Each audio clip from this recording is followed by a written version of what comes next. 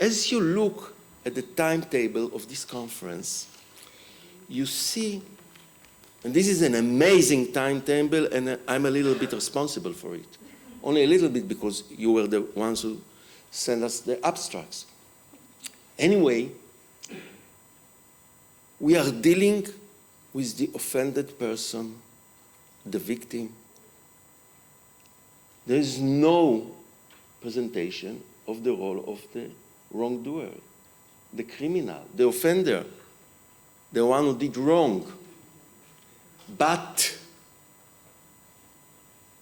as we learned from the brilliant presentation of Robert yesterday about summing up all the forgiveness therapy very nicely, and even during the therapy, the forgiveness, and Suzanne now showed us again, you see there's a human being there.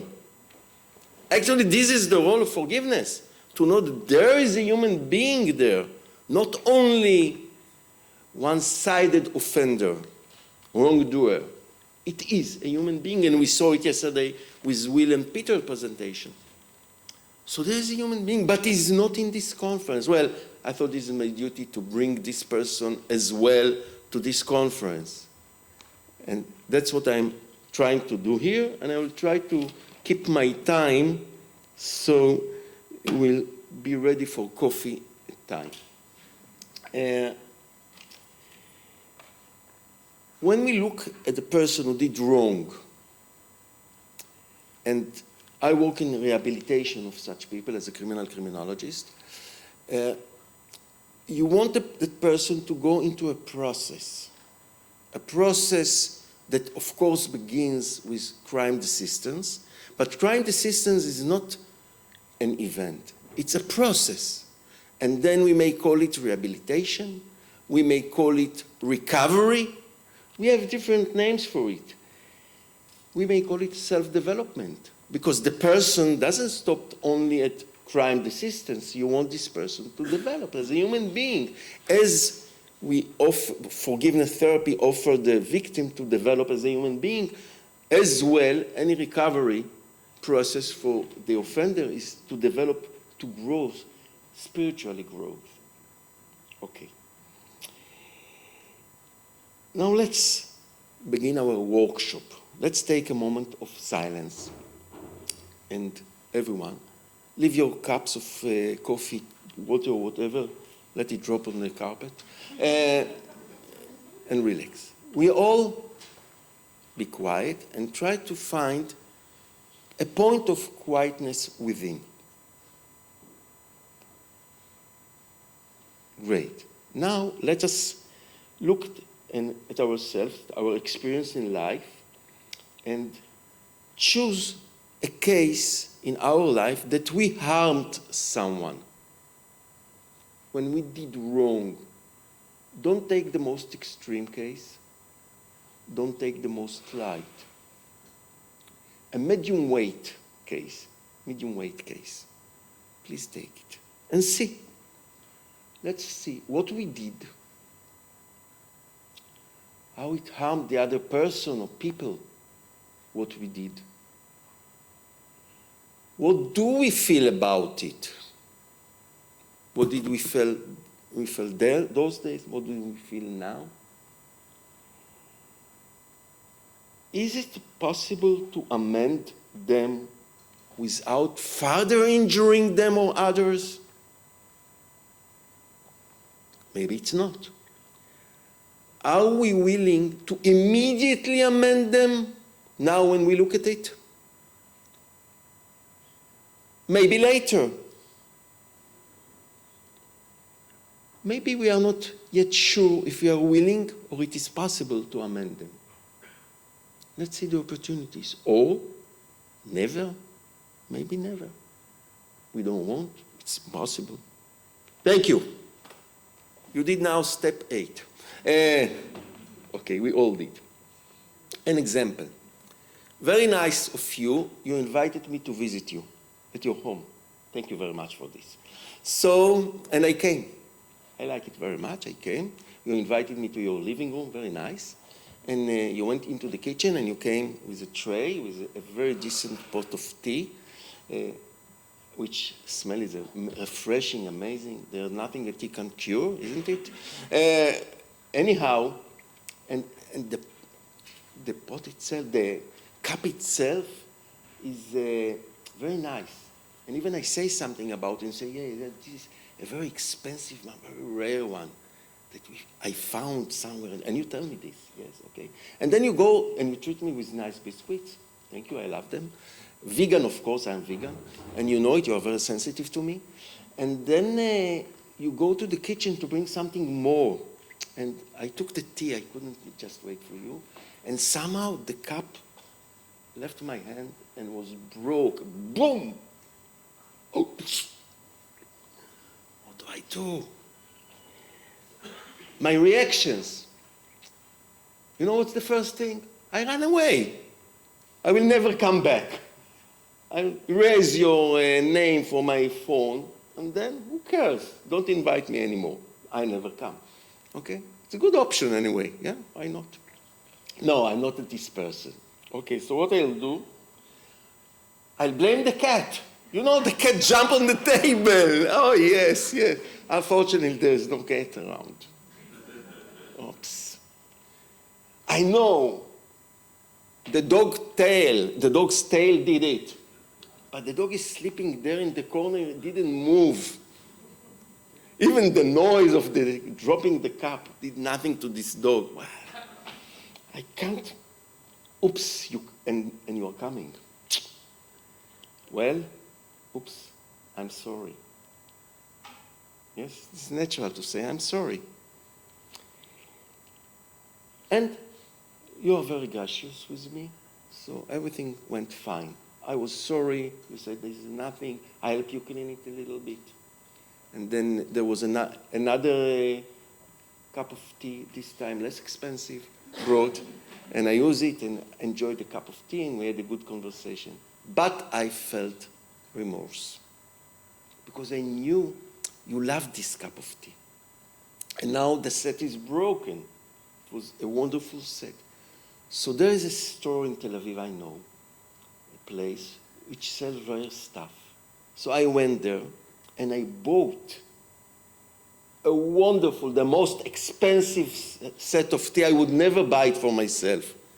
And then I invite myself to your house again and then come with it and I say, I want now to ask for forgiveness about what I did. Please have it. Thank you very much. And you took it. And we drank tea without it. And this time I didn't spoil it. Okay, thank you very much. That's it. Funny as it is, it's not funny. What I did, I walked through stages of applying or seeking forgiveness.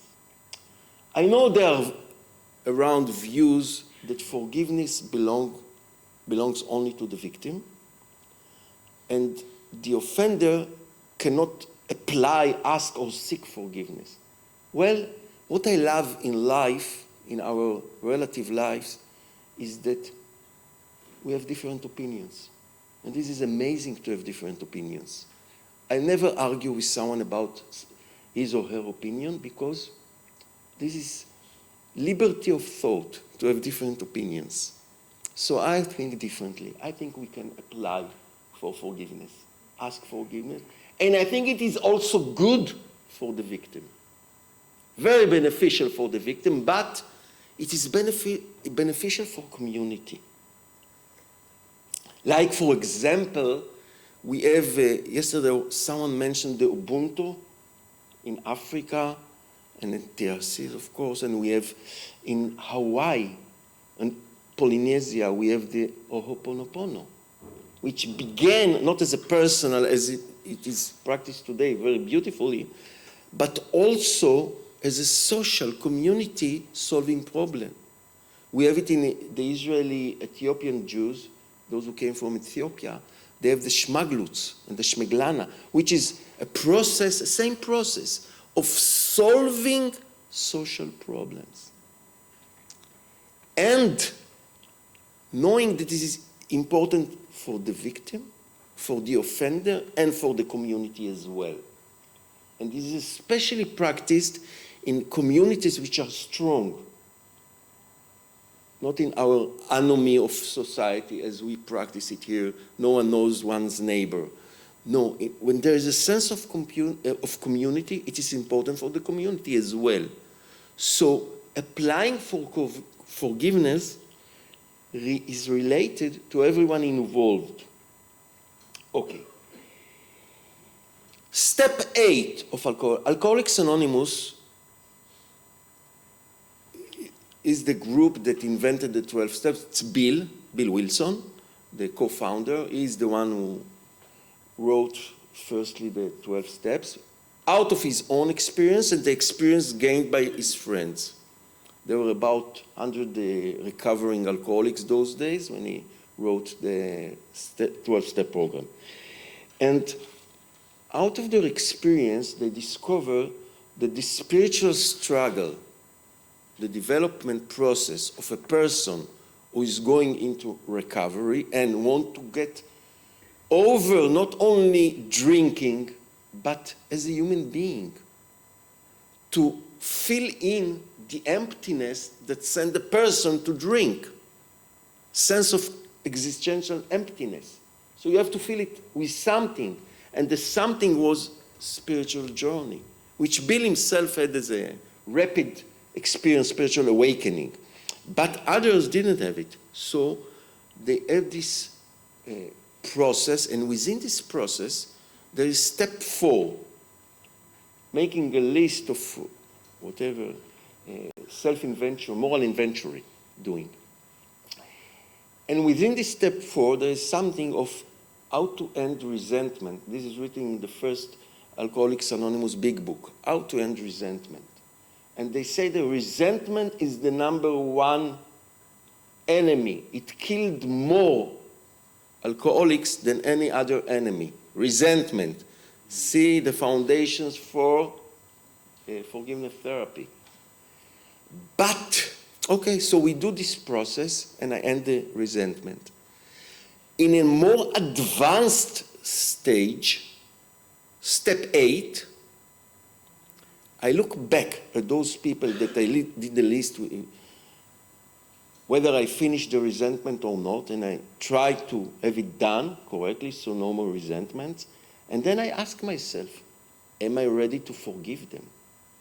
Not only to end resentment, to forgive them, to see them as humans, etc. And this is very necessary to do it as a preparation for step 8. Because how can I come and ask someone to forgive me if I'm not ready to forgive other people who hurt me in the past, harmed me?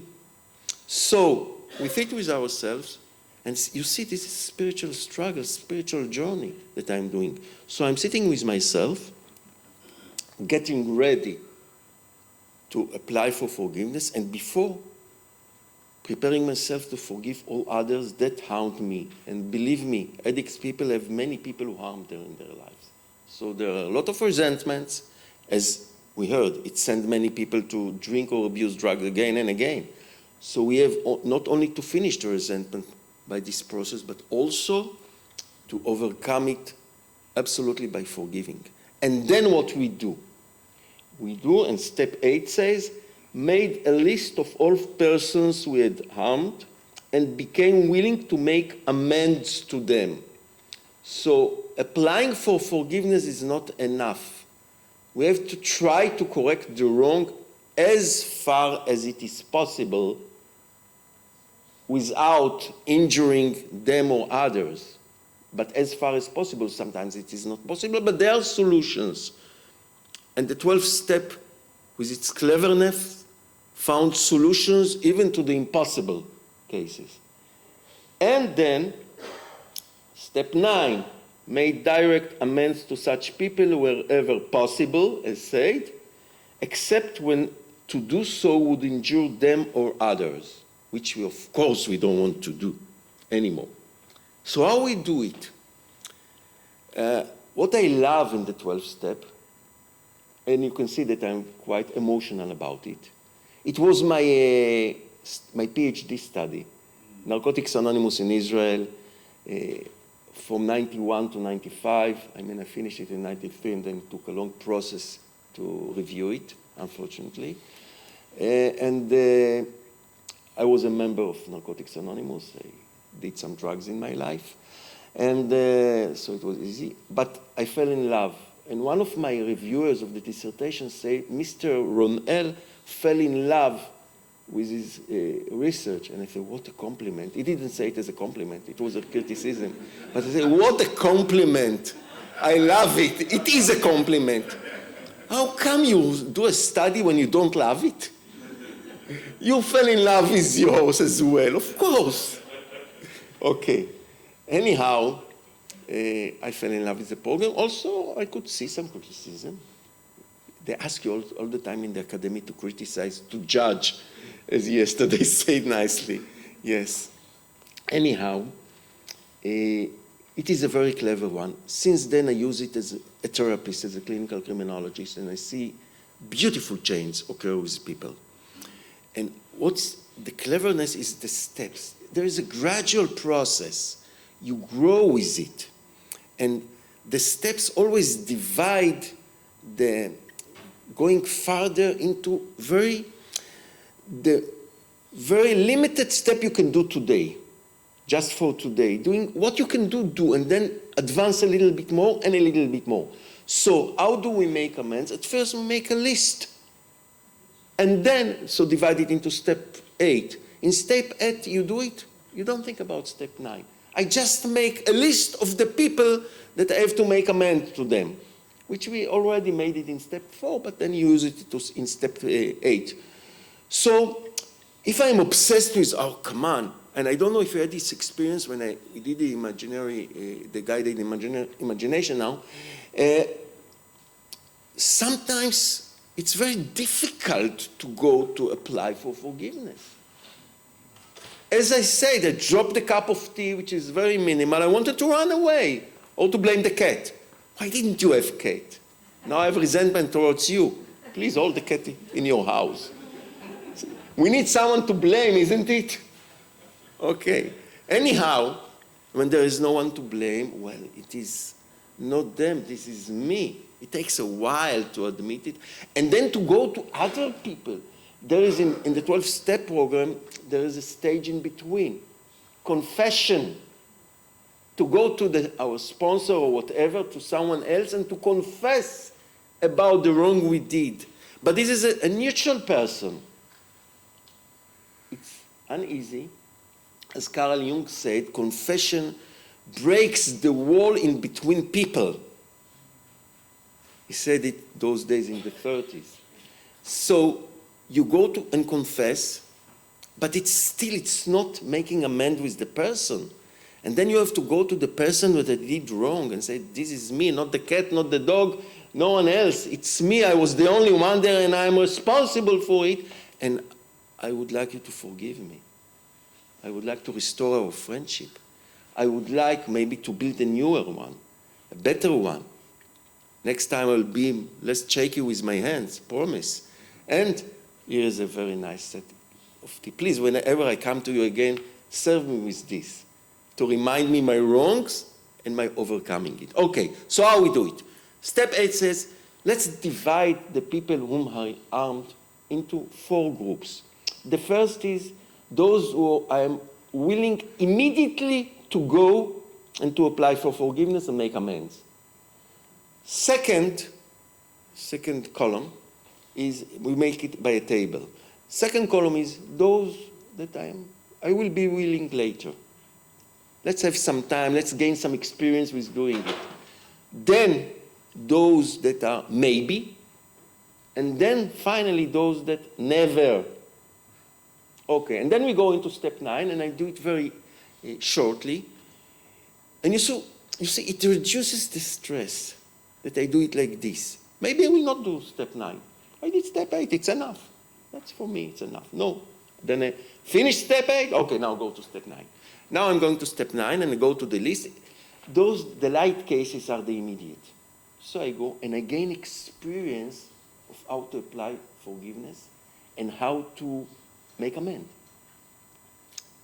Once, another time. Then I'm experienced. So take the table and switch it to the right. Well, to the left. In Hebrew, we do it from right to left, of course. So to the left. So I finished with those immediately. Those who were later becomes immediately. Those who were maybe becomes later. And those who were never becomes a maybe. And you see how we work it. What do we do if the person unfortunately died? We do something symbolic. Maybe we go to the grave. Maybe we go to the beach and pray for this person, you know, just myself and the sea. Maybe we go to higher mountain. We do something symbolic. What do we do if, for example, I stole amount of money from the bank, or a real case, a person who worked with diamonds and he stole millions to use drugs, or he was a gambler, to gamble. And gambling the amounts of money are huge. So he stole a lot of money, gambled, money was burnt, of course, and then he was caught, and then he was in prison, and went out, and there then in prison he became an heroin addicted, because he couldn't gamble, and then he met the 12 steps.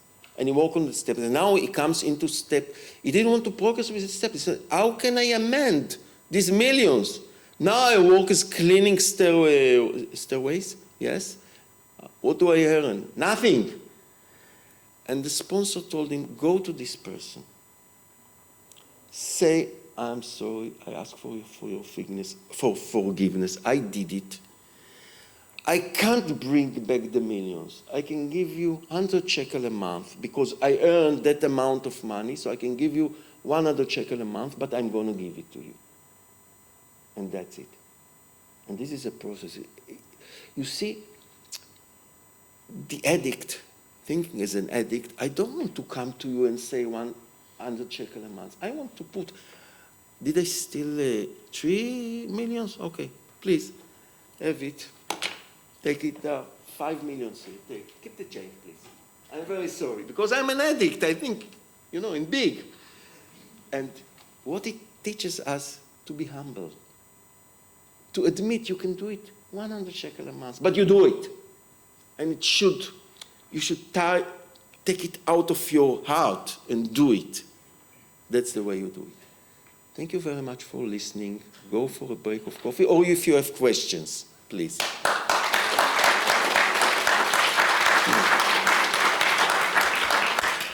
Any question? Or coffee is stronger than question? Yes, please. Yes, please. Itzik will bring you the mic. And then, Susan, you want to raise your hand.